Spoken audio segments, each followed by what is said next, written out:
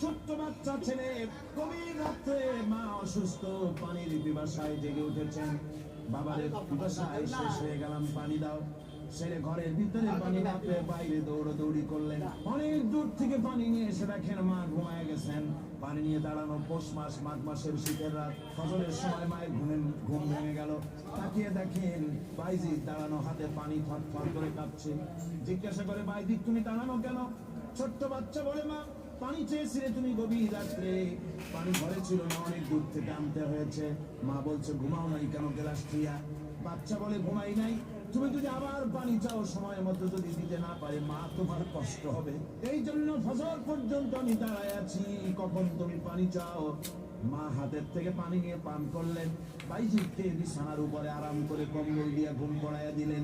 হযরতে বাইজিদের মা উযু করে ফজরের নামাজ পড়ে সিজদায় চলে গেলেন। চিৎকার মেরে কেঁদে বলেন, আমার রব, আমার আল্লাহ, আমি আমার বাইজিদের মা, আমি মা হয়ে বাইজিদের জন্য দোয়া করি। বাইজিদ আমার জন্য আজকে যা করেছে, আমি মা, আমার কলিজা ঠান্ডা হয়ে গেছে। হায় আল্লাহ, আমি বাইজিদের জন্য দোয়া করি, তুমি তাকে সুলতানুল আরিফিন বানাইয়া দিও। আল্লাহ পাকের কাছে দোয়া। আমার ভাইরা, আল্লাহ পাক বলছেন, খবরদার আমার ইবাদতের পরে, আমার ইবাদতের পরে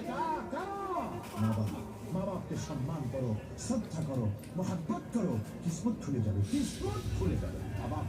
হযরত আবু হুরায়রা রাদিয়াল্লাহু তাআলা আনহু রাসূলের সামনে এসে কাঁদতেছে।